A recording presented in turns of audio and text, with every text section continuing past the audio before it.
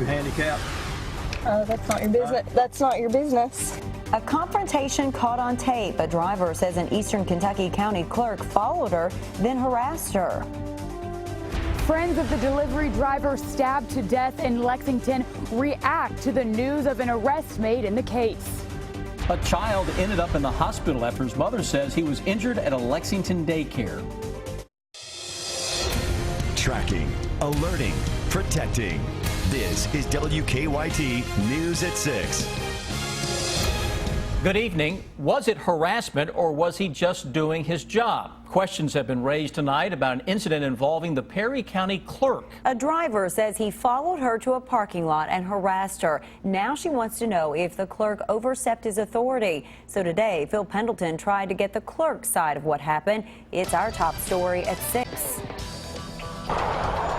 On her way to Hazard Community and Technical College, a woman claims a man followed her from the not Perry County line after first pulling in front of her. She has some concern about her safety based on being followed for quite a period of distance, and she felt threatened. Once she parked, he approached her, and from that point, she recorded it on her phone. Because you've got a handicap Yeah, it's. plate on this, and are you handicapped? That's not your business. That's not your business. In the video, the man claims he's the county clerk. County clerk, it is my business too. I went to the county clerk's office, but the clerk, Haven King, ignored attempts to get his response. I just want to get your side of the story, that's all, Mr. King. But he told the driver it was wrong to drive a car with a handicap sticker. She wasn't handicapped. Okay. Well, you're not allowed to drive it. Huh? Because it's got a handicap, he's the only one that's allowed to drive it, or he has to be in the vehicle. State officials tell us that's not true. It's only illegal to park in a handicapped spot. Jacob says his client is very distraught and says what was done wasn't just wrong. He says it was illegal. The video speaks for itself. You have a young lady who is traveling alone, who is accosted by an older gentleman. She has concern for her safety when she was blocked in and unable to move her vehicle. I'm not comfortable. We're from Knott County, so we can get it taken care of. The man also asked the woman for her address, which she doesn't give him. In Perry County, Phil Pendleton, WKYT. Well, in the video, the man claiming to be the clerk told the woman he ran her license plate. A spokesperson with the state transportation cabinet says a county clerk does not have the authority outside of work duties to look up plates. The state is still trying to determine if that act would be against the law. Tonight, a man has been charged with murder for the shooting death of a Lexington pizza delivery driver. Lexington police say they arrested 30-year-old Antonio Lewis late last night. Back on April 19th, they say he killed 22-year-old Salahuddin Jitmood at an apartment complex on Trent Circle. As Jordan Valines tells us tonight, the arrest came as a relief for the victim's family and friends.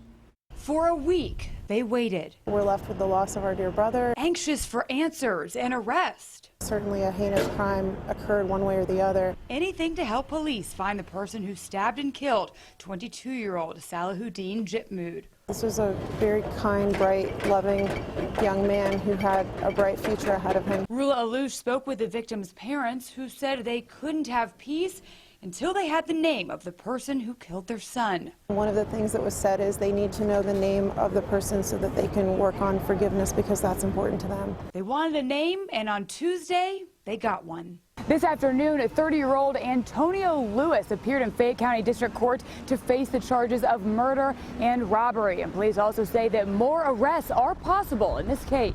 Ultimately, the Lexington community as a whole is safer because somebody who perpetrated such a violent act would be brought to justice. Although many questions in this case are still unanswered, Alouche says the recent arrest in this case is a step in the right direction, a step towards getting justice for the young man whose life was taken far too soon. One thing I hope is that his legacy will stand and that people will focus on him rather than on the way his life ended, but more on the way he lived his life, because I think that's a true testament to him and his family and the way he was brought up. In Lexington, Jordan Valines, WKYT.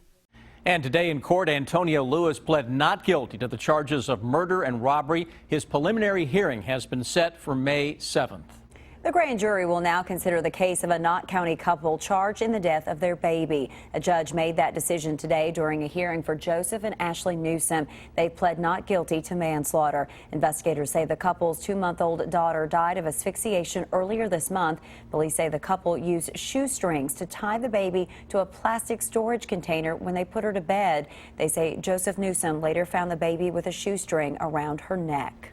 Tonight, a Lexington mother says she is furious. She said her child ended up being injured while at daycare, and she claims the person who was supposed to be watching him was not even in the room at the time.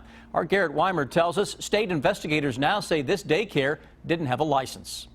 Lexington police tell us they are investigating the daycare and the injury after an incident that ended up with a 5-month-old baby in the hospital. Emily Keene says she's taken 5-month-old Michael to that daycare inside a home on Raleigh Road for several months now. But yesterday, she says the owner called her and told her a 15-month-old bit Michael while the owner was outside taking a smoke break. Now we're learning from the Cabinet for Health and Family Services that the daycare is not a licensed child care provider.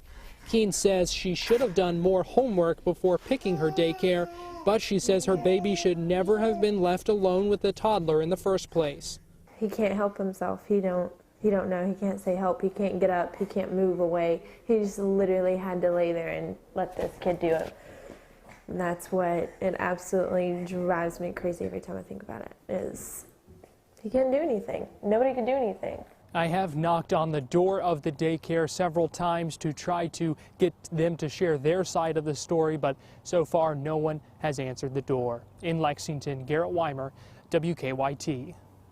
Keene says the child was given antibiotics at the hospital for that bite, but he should be okay. The Office for the Inspector General is now investigating the incident. We have enjoyed plenty of sunshine across the bluegrass today, but it looks like our chances for rain will be going up over the next few days. Chief Meteorologist Chris Bailey has an early look at your forecast. Let's not talk about the rain just yet. How about that? Yeah, you know what? We're going to get mainly a dry Wednesday in store before those rain chances do creep back in here as we go into your Thursday. But then once we get to that point, I think you're going to like where we are going. But let's not shortchange what we have out there right now. It's absolutely gorgeous into most of central and eastern Kentucky. Been watching this sky cam, though, with us since 4 o'clock, and you've been noticing a little increase in some high-level clouds beginning to filter on into town. Low 60s as of now. Humidity is pretty dry, 46%. So even with some clouds increasing, nothing in terms of precipitation coming from those clouds. Temperatures are a little cooler to our southwest than we were 24 hours ago at this time, but look at eastern Kentucky. Most areas are running a lot warmer because yesterday you had to fight a lot of cloud cover. Low 60s into most of the region, 60 to 65 out there. Danville, the cool spot at only 59 degrees. Normal high should be closer to 70 as of right now. Live First Alert Defender says forget about it. I got no precipitation, though a little cloud cover again coming in across southern Kentucky. That's a system that's going to bypass us to the south. Focus of the forecast when I come back is on a little bit of light rain, but guys, we're waiting on a big warm up and we'll show you when it arrives just ahead. Chris, thank you. Should same-sex couples have the right to marry? Today, the U.S. Supreme Court heard arguments on both sides of that issue. Lawsuits challenging gay marriage bans here in Kentucky and 3 other states brought this historic case to the U.S. Supreme Court today. Now we wait for the court's decision. As Alex Miller tells us, some same-sex couples from Kentucky were at the Supreme Court today. For many, this is a day that couldn't come soon enough. This has been a very long time coming. For others, this is a day they've been dreading. I get really concerned when an individual judge or individual group of judges overturn the people. People have been lining up here since Friday to witness what may be the biggest decision of this generation. We've been at this for so long.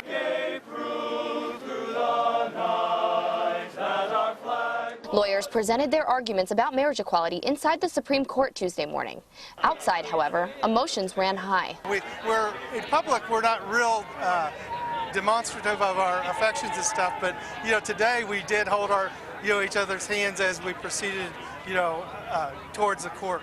It's very emotional, very invigorating. Greg Burke and Michael De Leon met as UK students. They've been married for 11 years, and they joined Kentucky's case for their children. If something happens to my husband and he passes, then our children are in a situation where they don't have a legal parent. Their son says he knows his parents were the right people to represent Kentucky. Just knowing that my parents have done the best job that they have just makes me proud of them, and looking out in the crowd, seeing how many people support us is just a wonderful thing. But for now, they wait for a decision about whether their marriages, but more importantly, their families, will be recognized by the federal government. Reporting at the Supreme Court, I'm Alex Miller. And the U.S. Supreme Court should have a final decision in June. Some tense moments at a Lexington school today when someone reported hearing shots nearby. It happened at Winburn Middle School. School leaders say a parent visitor heard shots near the school, so the school was put on heightened alert, meaning all outside doors were locked and visitors were screened. Lexington police checked out the report. They determined a paintball gun caused the noise. They say they arrested the person who had the gun for an unrelated warrant.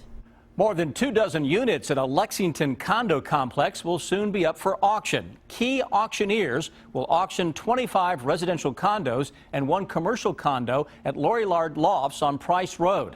The condos were built in the old Lorillard tobacco processing plant, but the 2008 recession left many of them vacant. The city once considered turning them into a facility for the homeless, but decided not to after people living nearby opposed it. That auction will be held on May 16th. You've probably seen this video by now. A Baltimore mother caught her son taking part in yesterday's riots, and she showed him some tough love, as you can see here. Today, she talked only to CBS News. And he gave me eye contact. And at that point, you know, not even thinking about cameras or anything like that, that's my only son. And at the end of the day, I don't want him to be a Freddie Gray. And you can see more of the interview with Toya Grant next on the CBS Evening News with Scott Pelley right here on WKYT. And Grant will be live on CBS This Morning tomorrow. You can watch it right here as well on WKYT. Follow WKYT online at WKYT.com. Join the conversation on Twitter and become a part of the WKYT Facebook family.